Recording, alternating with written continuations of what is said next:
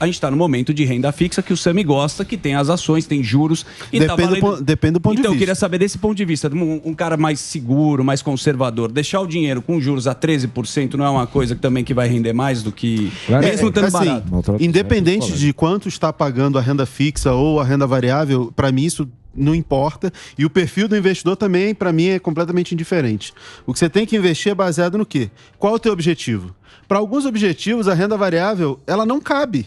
Independe assim, eu sou super agressivo. Cara, você está fazendo uma reserva de emergência, vai fazer uma viagem daqui a 6 meses, não cabe ali naquela sua necessidade.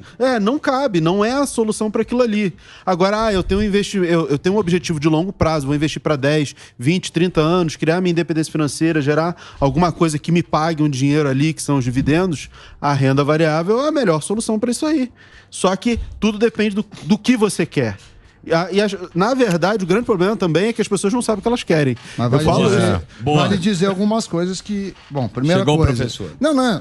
Tem alguns dados que são conhecidos. A renda fixa, historicamente, no Brasil, sempre foi muito alta. Muito alta. Então, quem investiu na renda fixa e quem investiu na renda variável, se ficar vários anos, eu tenho alguns artigos publicados sobre isso, ganhou a renda fixa. Quer dizer que vai ganhar no futuro? Não quer dizer. Mas no passado foi isso. E a segunda coisa... é essa questão que eu acho que é difícil das pessoas falarem, essa ação é boa, essa... Não.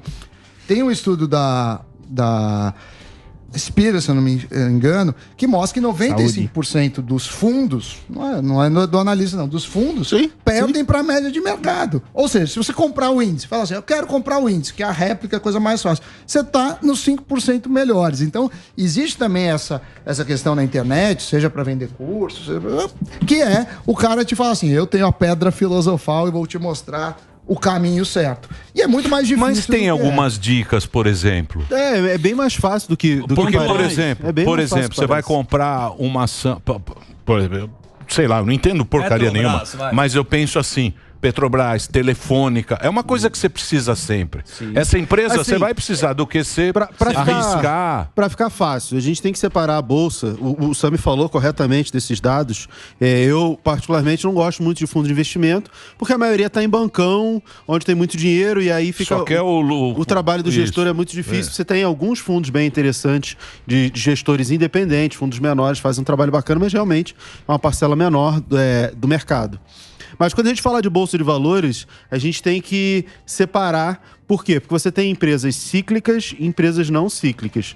O que são as empresas cíclicas? Principalmente commodity e varejo. O que é varejo? A galera que depende do consumo, construtoras, Magazine Luiza, Via Varejo, essas empresas que, se a taxa Selic sobe, a taxa Selic, a taxa básica de juros, a taxa mãe da economia, ela sobe para reduzir o consumo, para segurar a inflação, para atrair investimento do exterior, para o dólar reduzir, um monte de coisa.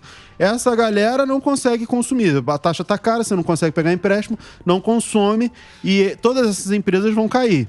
Quando a taxa Selic cair, essas empresas vão subir. Construtoras, a mesma coisa. Ninguém quer comprar apartamento com a taxa de financiamento muito cara. Sim. Tudo isso vai cair. E quando a Selic cair, tudo isso vai subir. É normal, é cíclico.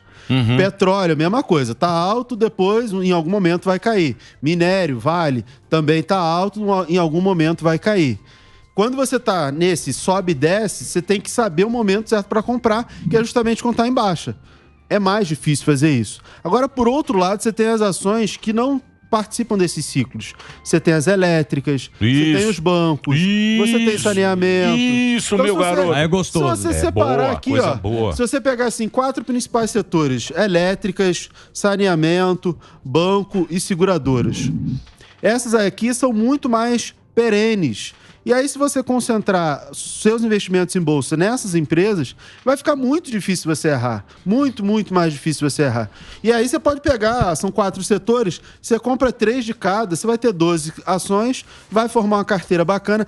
Você vai ter a ação da moda que vai ser a melhor, que tá todo mundo falando. Não vai. Mas é justamente as ações que você vai ter, são aquelas que vão subir ao longo do tempo e vai lá tranquilamente. Porque todo mundo precisa, né? Exatamente. Todo mundo precisa. Mas tem um fator, Emílio, que é importante, que é o seguinte: o preço de uma ação se dá pela expectativa futura. Então, já aconteceu várias vezes de uma empresa ter um lucro gigantesco e a ação cair. Por quê? Porque todo mundo esperava um lucro maior. Então, para você ganhar dinheiro a valorizar a empresa, ela precisa ir melhor que a realidade.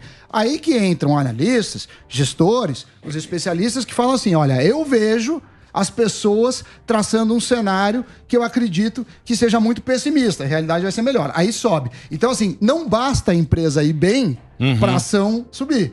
Assim como pode acontecer o contrário. A empresa pode ter um prejuízo e a ação subir porque o prejuízo foi menor do que o esperado. Então, assim, existe uma complexidade. Então, por exemplo, assim, Tesla é uma coisa que eu nunca compraria. Porque Tesla acho que não vai... deu resultado. Não vai virar. Acho que não vai virar. Mas carro elétrico... Porque esperam muito dela no futuro. A Tesla, um carro da Tesla pesa 2.000 quilos. Sim. A bateria pesa 500 quilos num carro. Não tem como isso ser. Mas aí é uma linha de raciocínio de acreditar como você falou. Eu sei, mas é que é dono da Tesla. empresa O cara, de energia, ele foi um cara... De foguete, o professor. Foguete, o cacete. Que foguete? Ué, foguete. SpaceX. Ficar 5 minutos no ar. Mas e aí? A NASA depende do cara hoje aí. Como é que você vai... Vem aqui no Brasil, quer botar satélite aí. Você não sei.